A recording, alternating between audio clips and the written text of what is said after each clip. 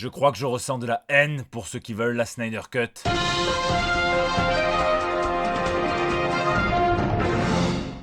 Ben ouais, moi ils me font me sentir inférieur, hein. Moi j'essaye d'être là pour ma meuf, de lui montrer que je suis un petit peu l'homme de la maison. Eux ils arrivent, ils cassent tout, hein. Des années plus tard ils te prouvent que l'amour n'est pas mort, hein. Ils louent des avions, des abribus, des panneaux publicitaires pour y mettre leur message, hein. Et maintenant ils ont carrément écrit, tourné, hein, monté tout un clip, un hymne pour la Snyder Cut. Alors c'est pas du Kanye West, hein, mais c'est du hip-hop. Et le refrain c'est: le temps est venu, rejoignez le front avec nous et battez-vous pour ce en quoi vous croyez, même lorsqu'ils essaient de faire front.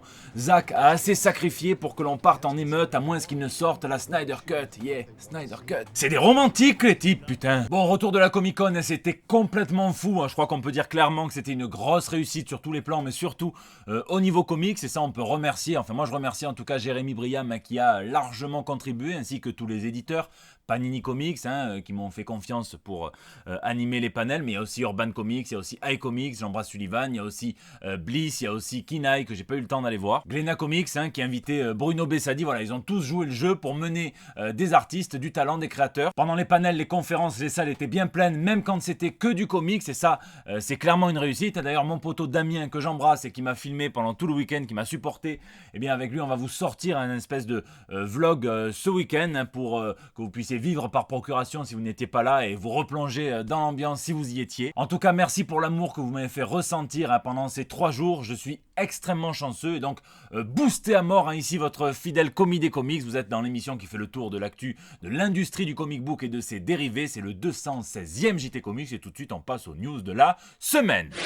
Marvel annonce. Et malgré la présence de son éditeur en chef CB Cebulski à Paris, eh bien il semblerait que Marvel ait choisi de garder toutes les grosses annonces pour la Comic Con de Londres, puisqu'on y a appris par exemple que le Spider-Man noir, qui a été créé par un Français, un Fabrice Sapolsky, reviendrait, hein, donc c'est tiré tout droit d'Into the Spider-Verse. Ça serait par Margaret Stoll et Juan Ferreira. On a également appris que les deux plus grosses télépathes qui existent, donc Emma Frost et Jean Grey, allaient s'associer pour aller sauver Storm. Ça serait par l'architecte des X-Men, hein, donc Jonathan Hickman et Russell Dauterman, à qui on doit The War of the Realms. Et puisqu'on est dans le crossover, allons encore un petit peu plus loin, hein, puisque Chip Zdarsky et Terry Dodson vont lancer en février prochain, hein, le crossover Fantastic Four X-Men. Conan le Barbare ira affronter Mephisto à Las Vegas pour le Serpent Crown, hein, donc ça c'est si on juge le livre à sa couverture, et si c'est le cas, il va pas falloir aller trop chatouiller Robert et Howard dans les séances de spiritisme. D'autant qu'un autre de ces personnages qui s'appelle Dark Agnès débarque dans l'univers Marvel Comics en février 2020 par Becky Cloonan et Luca Pizzari. L'excellent Alex Ross se voit promu au rang de directeur de collection, puisqu'au cours de 6 numéros qui seront donc scénarisés par Steve Darnell, eh bien il va appeler des potes pour travailler avec lui sur leur personnage préféré. Lui se chargera du premier numéro, et puis le deuxième jusqu'au 6, ça sera des équipes différentes. Et enfin, Zeb Wells et Dylan Burnett nous présenteront Ant-Man World Hive. Beau bordel. Et on peut carrément parler d'une semaine de grabuge, hein, et dans le monde entier. On commence à Alicante en Espagne, hein, où la convention du parti d'extrême droite Vox se tenait sur le même site qu'une autre convention geek, hein, donc qui s'appelait Video Games Comics, et où des militants du parti Vox sont venus insulter des visiteurs du salon à base de: si t'aimes pas l'Espagne, va en France, tapette, hein, et non pas tapas, hein. J'ai écouté les bandes, hein, et il a dit ça carrément franco. Le pire c'est qu'après ces abrutis se sont réillustrés sur le parking, où ils tenaient absolument à ce que les leurs partent en premier, hein. On les a pas empêchés d'ailleurs, hein. Comme quoi des fois c'est bien la politique qui vient tenter de se mêler directement des comics, hein, puisqu'en revanche on remarquera qu'aucun des visiteurs du salon geek n'est allé essayer de perturber le meeting politique, hein, à base d'insultes. Si t'aimes pas Midnighter et Apollo, retourne en France. Cogno. En France justement, où un allumé se serait mis à crier c'est politique au moins 6 fois pendant une projection du Joker au Grand Rex, hein. Peut-être qu'il voulait simplement aller voir Playmobil le film et qu'il s'est senti un petit peu trahi. Mais il s'est pas arrêté là, puisqu'il a décidé de crier la fameuse phrase magique, hein, puisqu'il a déclamé Allah Akbar, hein, qui veut simplement dire Dieu est grand, et donc il lui a valu d'être maîtrisé par quelques spectateurs, et qui a valu à d'autres dizaines de spectateurs de s'enfuir en mode émeute. Depuis on sait que ce trentenaire est un malade mental, hein, donc qui a été placé en hôpital psychiatrique et poursuivi selon le Parisien pour apologie du terrorisme, ce qui me paraît assez fort, hein, vu que sur le Vieux-Port à Marseille il y a un type qui hurle tous les jours que Dieu est grand, que Jésus est notre sauveur et qu'il a jamais été emmerdé autrement que par des enfants, et le taquiner un peu. L'athée en moi serait plus pour crier Alan Moore ou Akbar, mais bon, après ça, la religion, hein, c'est une affaire d'un type. Bon, n'allez pas croire que ça vient donner raison à tous les types qui hurlaient que le film Le Joker allait nous rendre tous fous, voire de sanglants psychopathes. Hein, lui, il avait été déjà quand même bien entamé avant. Par contre, allez demander un petit peu leur avis aux habitants du Bronx, hein, qui voient défiler toute la journée des connards, hein, sur des escaliers emblématiques pour venir refaire la scène de la danse. Et là, je pense qu'il vaudrait mieux quand même confisquer les armes des riverains, on sait jamais. Et parce que nous ne sommes qu'amour, hein, on termine avec un petit peu de peace and love et l'arrestation d'un homme qui a tout simplement violé dans une grande surface une grande peluche d'Olaf, hein, de la Reine des Neiges, donc il s'est frotté dessus jusqu'à lâcher le symbiote. Alors l'article ne précise pas s'il a fait ça à poil ou en gardant ses vêtements, et c'est un détail qui a son importance, puisque on peut lire ensuite, hein, l'autre victime est une grande licorne en peluche, puis il les a remis en rayon. Ah là, clairement, il y a de quoi gratter une petite remise, hein, si vous êtes en galère de cadeaux de Noël pour un gosse que vous aimez pas. Non, je rigole, on sait que les peluches ont été détruites, hein, une deuxième fois, du coup, après l'arrestation. Voilà, hein, le genre de type chez qui il ne vaut mieux pas manger de carottes râpées ou faire de bataille de boules de neige. Dans le doute, on sait jamais. Exclusive. Je vous l'ai dit, les 5 conférences de la Comic Con se sont très bien passées. Celle sur Donny Cates était un véritable temps fort du vendredi. Hein. Lui, il m'a dit que c'était l'un des meilleurs panels qu'il ait vécu dans sa vie. Double demi-molle, Nivea Sopalin instantané. Et sans rien que je lui demande, il a lâché des petites exclus comme ça. Chez Donny Cates, tout est relié. On retrouve l'épée Valofax de God Country dans Reactor. On retrouve la silhouette, l'organisation de The Ghost Fleet dans Baby Teeth. On retrouve Trace de The Ghost Fleet dans le titre le plus sous-coté, l'un des meilleurs de Donny Cates, The Paybacks, qui va sortir en France prochainement. Et quand je lui ai demandé si c'était pas plus dur quand même d'arriver à relier tous ces titres des éditeurs indépendants chez Marvel, il m'a regardé leur dire tu sais qui je suis, et il m'a lâché un petit tu verras. Alors je suis allé le gratter après le panel, hein, il m'a dévoilé qu'on risquerait de retrouver dans son futur run de Thor une famille texane que l'on connaît bien. Ensuite on a parlé de l'excellent titre Tomahawk, hein, par Ian Bederman, que Donny Cates aide à écrire l'histoire, et il nous a dévoilé que le prochain risquerait de sortir un petit peu de l'anonymat, puisque c'est Grant Morrison qui écrirait l'histoire, et on apprendrait comment, hein, la Tomahawk a choisi son tout premier guerrier. Et tout ça, ça devrait culminer dans un arc de conclusion qui serait sûrement écrit par Cates, peut-être dessiné par Geoff Shaw, sinon Bederman, hein, toujours pareil, et où on devrait encore voir apparaître une arme bien connue du Cates-verse. J'ai un petit brain interview que je vous mettrai dans le vlog, et je vous raconterai peut-être, hein, comment est-ce qu'il a rencontré Kenny Reeves, hein, qui voulait qu'il écrive un comics pour lui, ou alors sa rencontre avec Alan Moore. Enfin bref, c'était complètement fou.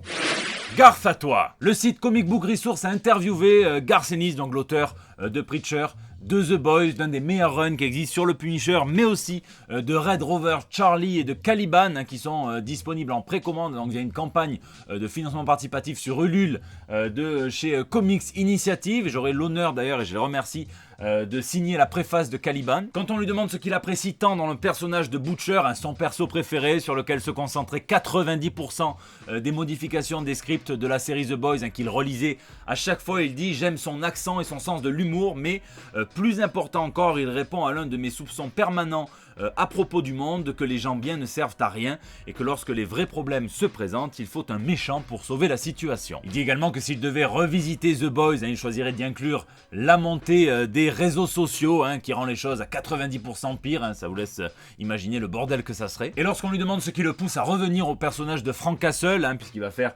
Punisher, Soviet et Get Fury, il répond, hein, « Je pense que c'est la brillante simplicité du personnage, il me rappelle tellement les personnages avec lesquels j'ai grandi. Essentiellement, c'est un tireur plutôt qu'un super-héros, et comme il se rapproche un petit peu plus du monde réel, hein, c'est le personnage qu'il vous faut quand vous explorez le côté le plus infâme de l'existence humaine. » C'est toujours un plaisir que d'écouter Garth Ennis parler comics, et donc vous aurez l'occasion d'ailleurs de lire une interview exclusive de l'auteur si vous participez à la campagne de Caliban et de Red Rover Charlie.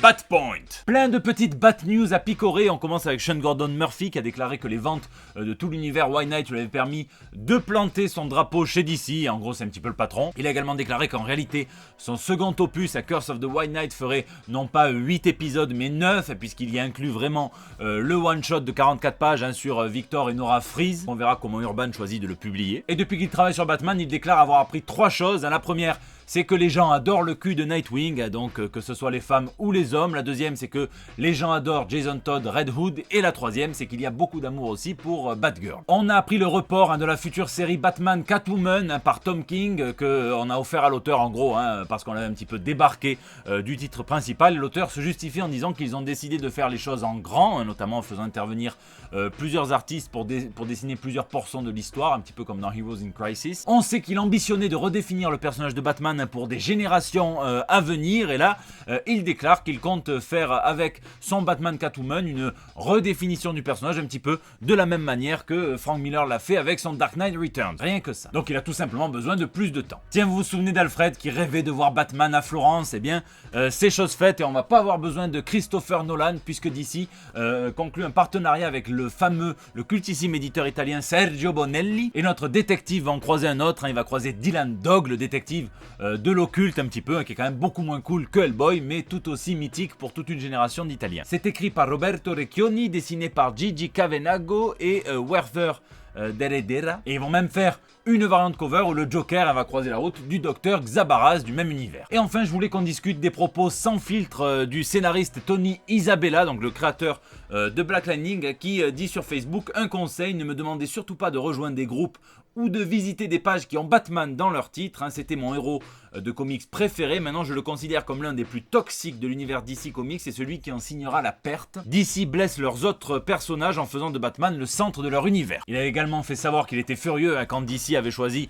de mettre Batman à la tête des Outsiders. Il avait dit: n'essayez pas d'être optimiste quand DC réduit Black Lightning au noir de service de Batman, c'est insultant pour le personnage, ses fans et le créateur sans qui il n'existerait pas. Pour de l'authentique Black Lightning, lisez Black Lightning Cold Dead Hands ou regardez la brillante série télé. Alors est-ce que Batman pourrit l'univers DC Comics par sa surexposition? Est-ce qu'il va en signer la mort? Je vous laisse me dire ce que vous en pensez dans les commentaires.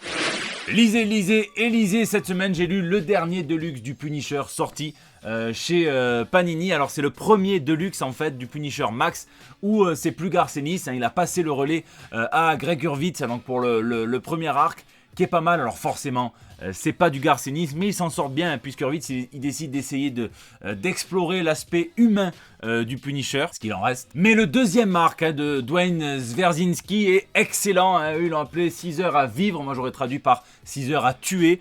Je peux pas vous raconter même le début de l'intrigue. Normalement, si vous lisez le numéro 1 et que vous n'êtes pas accroché, c'est que vous n'avez pas de cœur. Du coup, pour le dernier Deluxe du Punisher Max, il devrait y avoir que 5 numéros, donc je pense qu'ils vont agrémenter avec des bonus, des one-shots peut-être. Et je tiens à remercier Maxence pour m'avoir offert le livre de Laurent Godet qui s'intitule Eldorado. Je l'ai lu, j'ai lu les 40 premières pages, je suis encore en cours.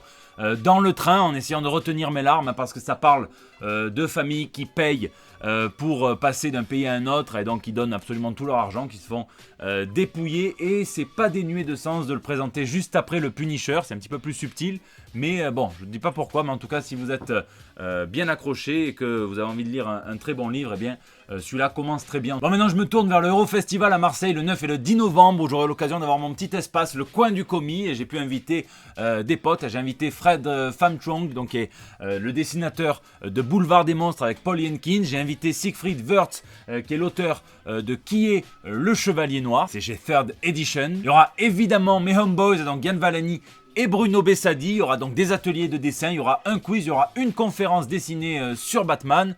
On va se régaler, j'aurai des prints à vous donner, donc j'espère qu'on se verra sur le Euro Festival, je vous en reparlerai de toute façon. Voilà, c'est la fin de ce JT, j'espère qu'il vous a plu. Un grand merci à tous ceux qui viennent d'arriver, de découvrir la chaîne. Il y a eu un petit regain d'abonnés, probablement grâce à la Comic Con, donc bienvenue à vous. Un grand merci à ceux qui sont là depuis le début, enfin peu importe depuis quand vous êtes là, je suis content que vous y soyez. Merci à tous ceux qui partagent, qui tweetent, qui retweetent, qui mettent des pouces bleus, qui activent la cloche, merci beaucoup. N'hésitez pas à réagir dans les commentaires sur YouTube où je réponds à chacun d'entre vous, bien sur les réseaux sociaux, sur Facebook, sur Twitter, sur Instagram et sur Discord, où je compte bien faire mon retour. Après tout, c'est un petit peu chez moi. Voilà, n'hésitez pas à me dire ce que vous lisez.